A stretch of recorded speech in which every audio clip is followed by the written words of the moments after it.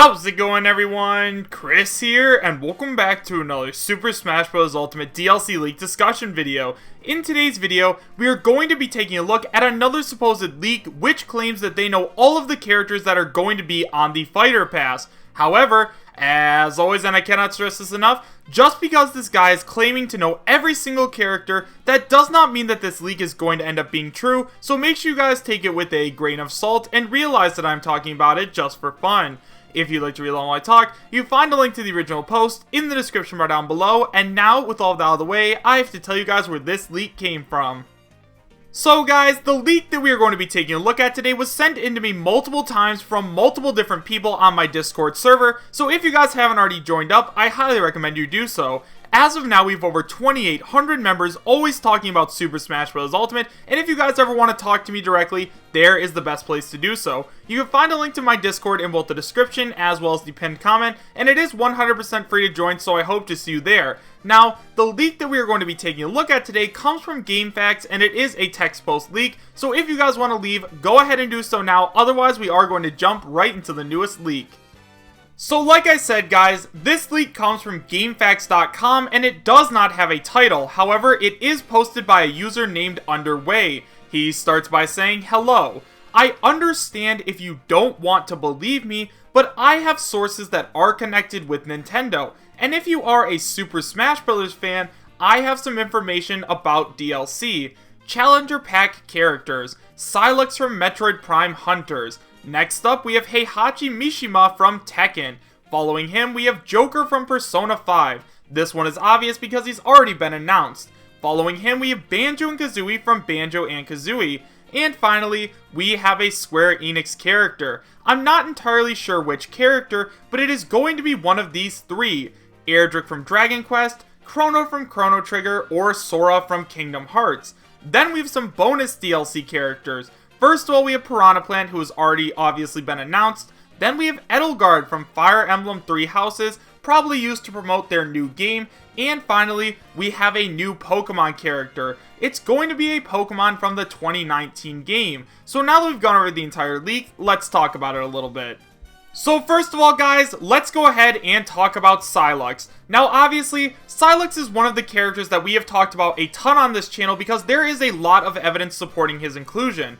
First of all, it has been confirmed by the creator of Metroid Prime 4 that Sylux is going to be the main antagonist. Sylux has also appeared in more than 3 Metroid Prime games, and he is the only one of the Metroid Prime hunters that does not have a spirit in Super Smash Bros. Ultimate. Now, why would a main character not have a spirit in Super Smash Bros. Ultimate?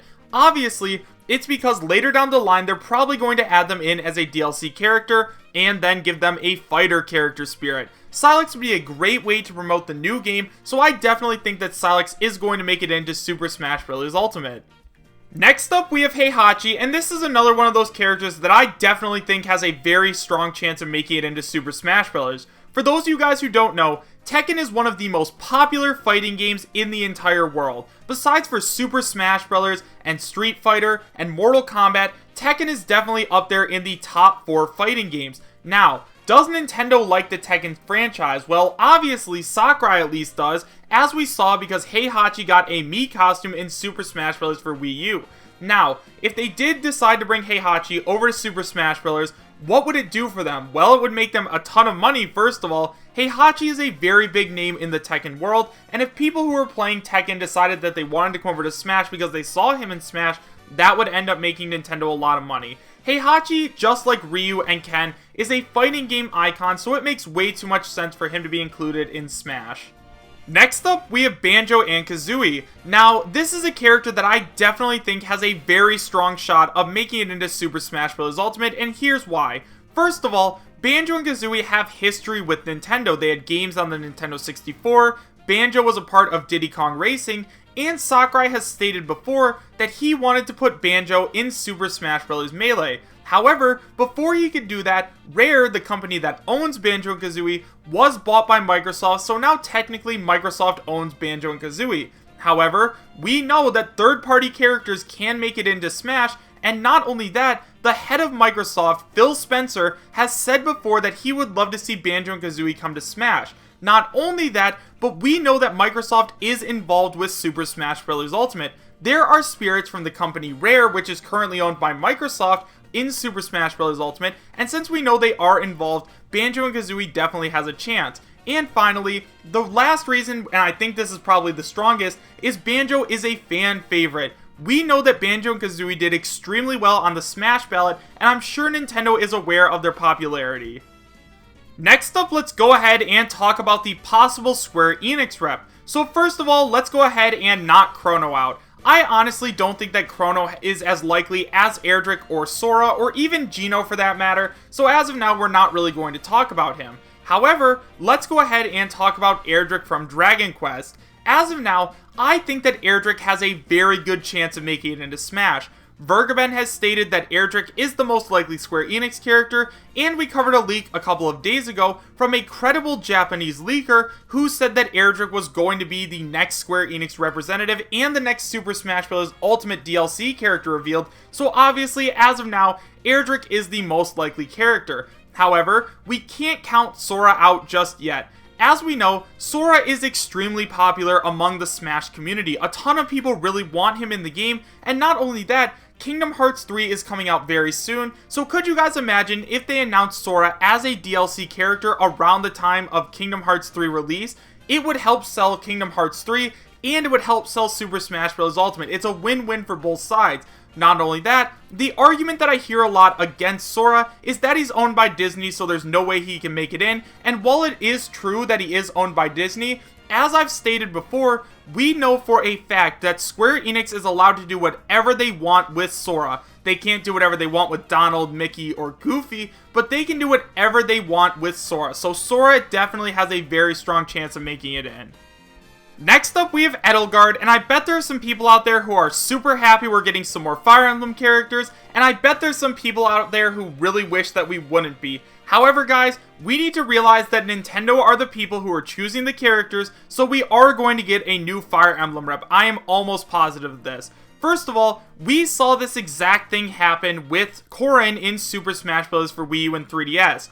Originally, Sakurai stated that he didn't want to put any more Fire Emblem characters into the game because he felt as though they were overrepresented. However, Nintendo came to him and they were like, look, we want a new Fire Emblem character in the game to help promote our new Fire Emblem game, Fire Emblem Fates. So that is the reason why Corrin made it into Super Smash Bros. For Wii U and 3DS. Now, they're probably going to do the same thing with Edelgard. There is a new Fire Emblem game coming out called Fire Emblem Three Houses, and we're probably going to see the same thing happen again. Edelgard is the main character, or at least one of the main characters of the new game, so of course they're going to include her. They're not just going to put some random Fire Emblem character in, they're going to put someone in who's recognizable. Now, all we can do at this point, guys, is just hope she's more unique like Robin, and less like Marth or Lucina or Roy or any of the very similar Fire Emblem characters. And finally, guys, we are going to be getting a new Pokemon character from the next generation of Pokemon, and at this point, I would be shocked if we didn't. I understand that we already have a ton of Pokemon reps in the game, but Pokemon is one of Nintendo's biggest franchises, and obviously, with the next generation of Pokemon right around the corner, they are going to want to promote it even more, especially since the game is going to be coming to the Switch. Now, I have no idea which Pokemon it's going to be, but as of now, my money is on it either being a fully evolved starter Pokemon or one of the new legendary Pokemon, because usually those are the first Pokemon that are revealed, and then the rest aren't as important as those, and those are going to be the most recognizable Pokemon. Especially, think about this, if they included the legendary Pokemon that they put on the box of the brand new game, then people are going to recognize it from Super Smash Bros. Ultimate and be like, whoa, I need to have this Pokemon, I need to get this Pokemon game, and then they're going to buy the Pokemon game. Once again, guys, if we're looking at this from Nintendo's standpoint, they are going to be doing this to promote a game similar to what they're doing with Edelgard. But yeah, guys, at this point, we get a new Pokemon basically every single Smash game, and although we didn't get a new Pokemon through DLC in Smash for Wii U and 3DS, I definitely think we are going to be getting one for Super Smash Bros. Ultimate. However, guys, overall, do I believe that this league is real? Honestly, I do think that all of these characters have a very good shot of making it into Super Smash Bros. Ultimate as DLC, but at the same time, I feel like they're playing it just a little bit too safe. Think about it like this. Joker from Persona was a character that just came completely out of left field, and I feel like Nintendo is going to keep throwing those curveballs at us. I feel like it's going to be characters that nobody saw coming, like maybe even Sans or Waluigi. I mean, who knows at this point? But yeah, guys, I don't think that this leak is real because it doesn't have enough curveball characters. But let me know what you guys thought about this leak in the comments section down below. Do you guys believe that this leak is real, and would you be happy if it was? Why or why not? Thank you guys all so much for watching. Make sure to subscribe, share, and like, and I will see you guys next time. Take care.